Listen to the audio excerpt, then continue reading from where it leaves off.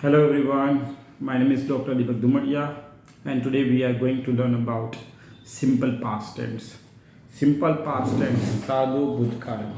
Simple past tense means સાદું ભૂતકાળ. આજે સાદું ભૂતકાળ શીખવાનું છે. આના પહેલાં આપણે પ્રેઝન્ટના બધા ટેન્સ પૂરા કરી નાખ્યા હતા.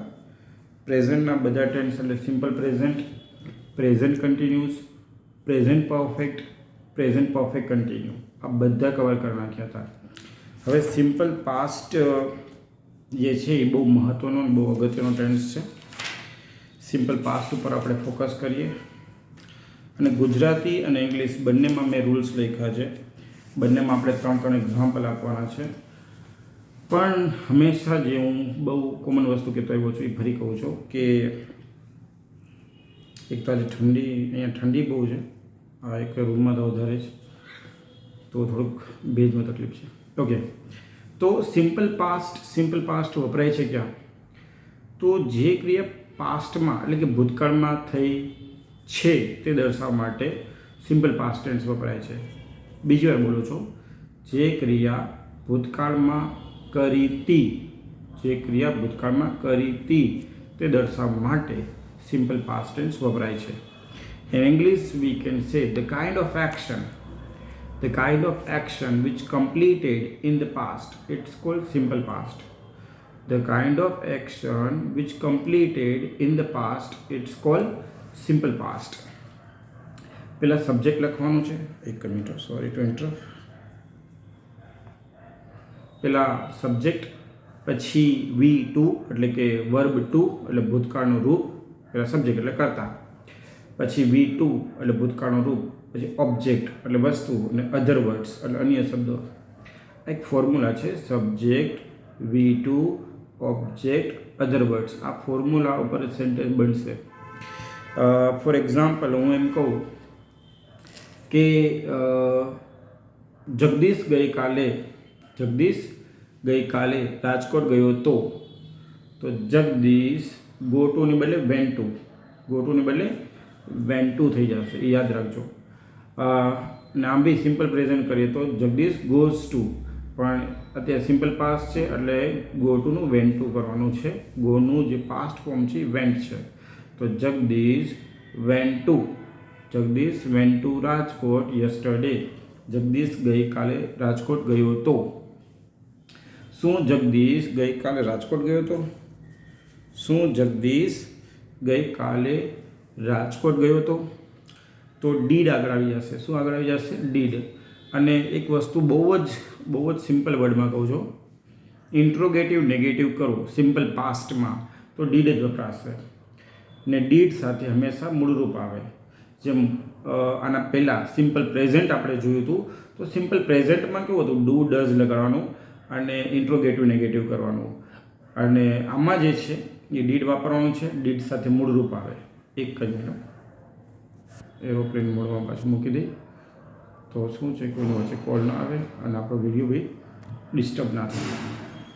હા, તો સિમ્પલ પાસ્ટમાં ડીડ વાપરવાનું છે ઇન્ટ્રોગેટિવ અને નેગેટિવ સેન્ટેન્સ બનાવવા માટે.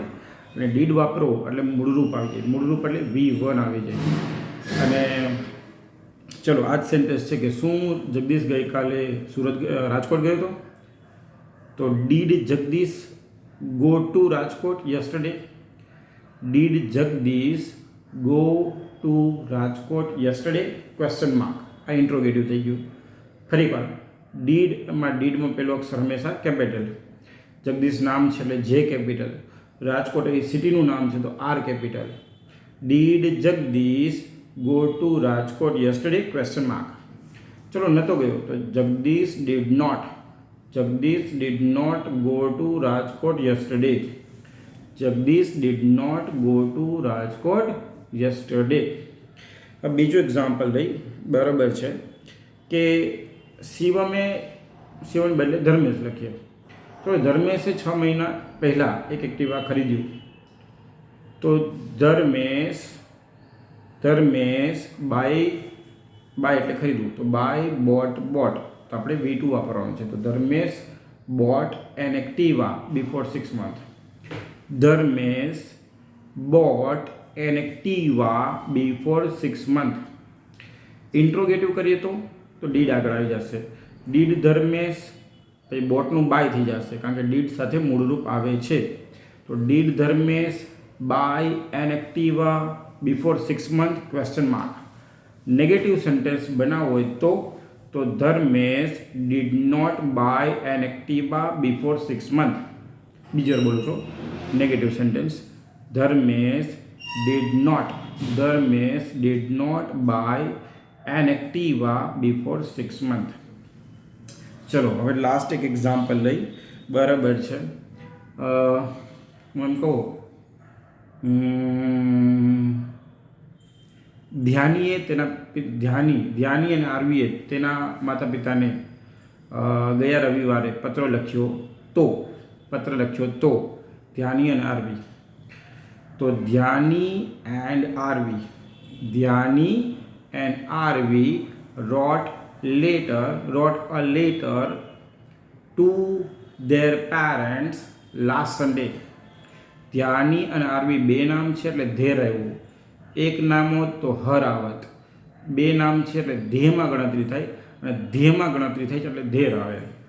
ફરી એકવાર પોઝિટિવ સેન્ટેન્સ, હકારાત્મક સેન્ટેન્સ ફરી બોલું છું, ધ્યાનથી સાંભળો. Dhyani and Aarvi wrote a letter to their parents last Sunday. હવે ઇન્ટ્રોગેટિવ કરવું હોય કે શું ધ્યાની અને આરવીએ તેના માતા પિતાને ગયા રવિવારે પત્ર લખ્યો હતો? Did Dhyani and Aarvi write a letter to their parents last Sunday question mark. ચલો નતો લખ્યો તો Dhyani and Aarvi did not write a letter to their parents last Sunday. Dhyani and Arvi did not write a letter to their parents last Sunday. તો આ simple પાસ્ટનું આપણે જોયું. બરાબર છે, બહુ સરસ મજાનું છે. અને ફરી એકવાર આખું રિવિઝન કરી નાખીએ એટલે સમજી લો કે બીજી વખત થોડુંક પોલિશ કરી નાખે તો વધારે ક્લિયર થઈ જાય. જે ક્રિયા ભૂતકાળમાં કરી હતી તે દર્શાવવા માટે સિમ્પલ પાસ્ટ ટેન્સ વપરાય છે. અને ગુજરાતીમાં આપણે કીધું કે ભાઈ જે ક્રિયા ભૂતકાળમાં કરી હતી તે દર્શાવવા માટે સિમ્પલ પાસ્ટ વપરાય છે. એવી રીતે ઇંગ્લિશમાં the kind of action which completed in the past it's called simple past. અને ફોર્મ્યુલા જે છે, જે સેન્ટેન્સની પેટર્ન છે, એ પહેલાં સબ્જેક્ટ, V2, ઓબ્જેક્ટ અને અધર વર્ડ્સ. આ સિમ્પલ પેટર્ન છે સેન્ટેન્સ ફોર્મેશનની. અને એમાં બી આપણે જે પેલો એક્ઝામ્પલ જોયો હતો એ સિમ્પલ જ હતો બહુ જ, કે Jagdish went to Rajkot yesterday, કે જગદીશ ગઈકાલે રાજકોટ ગયો તો. જો ગયો તો શબ્દ પરથી યાદ રાખવાનું છે. તો ગયો તો આ ક્રિયા કરી હતી તો સિમ્પલ પાસ્ટની ક્રિયા છે. આ ખાસ યાદ રાખજો, સૌથી અગત્યનું આ છે. કારણ કે તમે શું કરશો જ્યારે બધા ટેન્સ એક સાથે આવશે ને તો મિક્સ થઈ જશે. ત્યારે તમને સિમ્પલ પાસ્ટ અને પાસ્ટ પરફેક્ટ સરખા જેવું લાગશે. પણ ગયો તો સિમ્પલ પાસ્ટ, ગયો હતો તો પાસ્ટ પરફેક્ટ એટલે કે પૂર્ણ ભૂતકાળ. આ ક્રિયા કરી હતી, બરાબર છે, એવું શબ્દ આવશે હતી, હતું, આ કર્યું હતું તો પાસ્ટ પરફેક્ટ. અને આ ક્રિયા કરી હતી તો સિમ્પલ પાસ્ટ. આ જે નાનું ગણિત છે ને એ જ બહુ અઘરું છે. ઓકે, તો Jagdish went to Rajkot yesterday. Interrogative કર્યું તો આપણે ડીડ આગળ લગાડ્યું. ડીડમાં પહેલો અક્ષર કેપિટલ ડી અને રાજકોટ એ સિટીનું નામ છે એટલે આર કેપિટલ, જગદીશ નામ છે એટલે જે કેપિટલ. તો ડીડ જગદીશ, ડીડ સાથે મૂળરૂપ આવે એટલે વેન્ટનું ગો કરી નાખ્યું. તો did Jagdish go to Rajkot yesterday question mark. Negative sentence બનાવો તો Jagdish did not go to Rajkot yesterday. Jagdish ગઈકાલે રાજકોટ નહોતો ગયો. પછી આપણે બીજું એક્ઝામ્પલ આપ્યું. બરાબર છે, ધર્મેશનું, કે ધર્મેશે 6 મહિના પહેલાં એક એક્ટિવા ખરીદી હતી. તો ધર્મેશ બાયનું બોટ થઈ ગયું, V2 ફોર્મ એટલે કે ભૂતકાળનું રૂપ.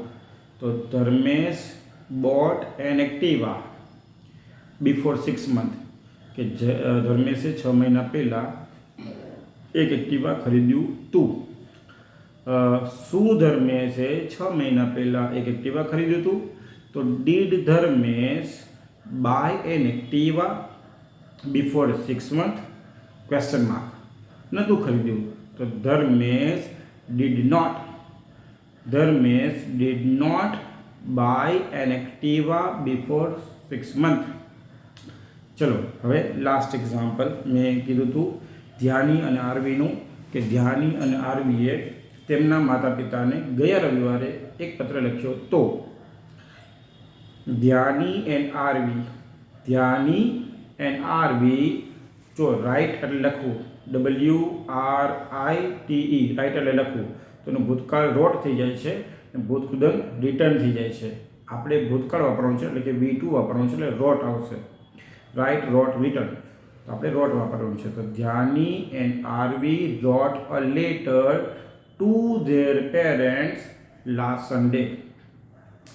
ઇન્ટ્રોગેટિવ કરવું હોય તો did Dhyani and Aarvi write a letter to their parents last Sunday? Question mark.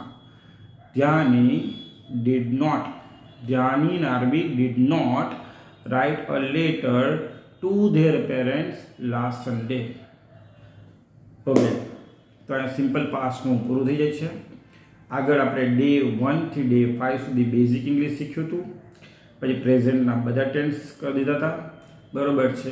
ફરી થોડુંક એક રિકેપ જેવું જોઈએ તો હેવ હેઝ જોયું, હેડનો કોન્સેપ્ટ જોયો હતો, પછી 4 ડેમાં ધેરનો કોન્સેપ્ટ જોયો હતો, અને લાસ્ટ 5 ડેમાં પોઝેસિવ ફોર્મ જોયું હતું. પોઝેસિવ ફોર્મ એટલે માલિકી દર્શાવવા માટે વપરાય છે.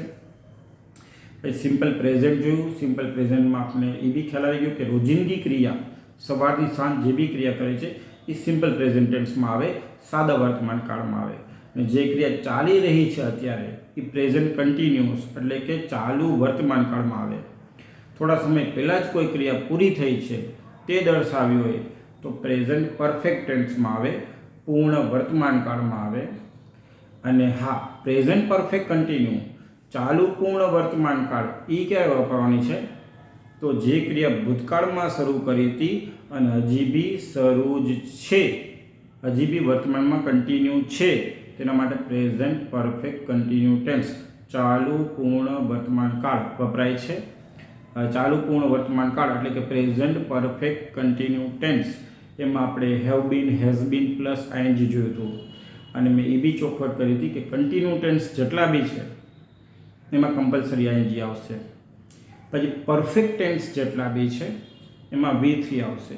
પરફેક્ટ ટેન્સ એટલે પ્રેઝન્ટ પરફેક્ટ હોય, પાસ્ટ પરફેક્ટ હોય, ફ્યુચર પરફેક્ટ હોય, એમાં V3 એટલે કે third form of the verb, અને ગુજરાતી મીડિયમવાળાને ભૂતકૃદંત કહે છે એ આવશે જ. અને આપણે હમણાં સિમ્પલ પાસ્ટ જોયું તો જે ક્રિયા ભૂતકાળમાં કરી હતી તે દર્શાવવા માટે સિમ્પલ પાસ્ટ વપરાય છે, સાદું ભૂતકાળ. તો આ બધી પ્રેક્ટિસ બહુ કામની પ્રેક્ટિસ છે. બને તો સ્ટેપ બાય સ્ટેપ બધા વિડીયો જોશો તો કોઈમાં તકલીફ નહીં પડે. અને જેમ લાસ્ટ હું મારું તમને કહું તો મારું નામ ડૉક્ટર દીપક ધુમડિયા છે. આણંદ વલ્લભ વિદ્યાનગરમાં મારી મેઇન બ્રાન્ચ છે. અમે spoken English, IELTS, UKVI, Duolingo, PT, OET આ બધા કોર્સીસ કરાવે છે. ઓનલાઈન, ઓફલાઈન બંને ફેસિલિટી અવેલેબલ છે. From morning 5 to late evening 11 એટલે કે સવારે 5 વાગ્યાથી રાતના 11 વાગ્યા સુધી બધી બેચીસ સેટ કરેલી છે. તમારે જ્યારે બી એડમિશન લેવું હોય તો એડમિશન લઈ શકો છો. એટલે આ મોર્નિંગ ટુ લેટ ઇવનિંગ સુધીની ફેસિલિટી એટલા માટે કારણ કે વર્કિંગ એમ્પ્લોય માટે ખાસ. અને જેટલા બી આજુબાજુના સિટીમાં રહે છે, આજુબાજુના ગામડામાં રહે છે એના માટે તો ઓનલાઈન બેસ્ટ ફેસિલિટી છે. અને અમારા પોતાના વિડીયો રેકોર્ડિંગ કરેલા છે એ બી અમે આપીએ છીએ. મારું એડ્રેસ કહી દઉં છું ફરી એકવાર. વલ્લભ વિદ્યાનગર, મોટા બજાર, ઇસ્કોન મંદિરની બાજુમાં, Radha Mohan complex, 2nd floor, 204 number. Phone number મારા નોટ ડાઉન કરો તો નોટ ડાઉન કરી લો, લખી લો 90339199 9958 ફરીવાર 9033919958. અને જો અમે જે મહેનત કરે છે એ જો તમને ગમી હોય તો પ્લીઝ લાઈક, કમેન્ટ અને સબસ્ક્રાઈબ કરવાનું ના ભૂલતા. અને સિમ્પલ પાસ્ટ આજે ચલાવ્યું છે, તો જો તમને આ 100% ખબર પડી ગઈ હોય તો એક જે સેન્ટેન્સ છે સિમ્પલ પાસ્ટનું એ કમેન્ટ બોક્સમાં મને લખીને મોકલજો. હું ચેક કરીશ, કાંઈ ભૂલ હશે તો હેલ્પ બી કરીશ. ભલે રાખું છું. બાય, જય શ્રી કૃષ્ણ.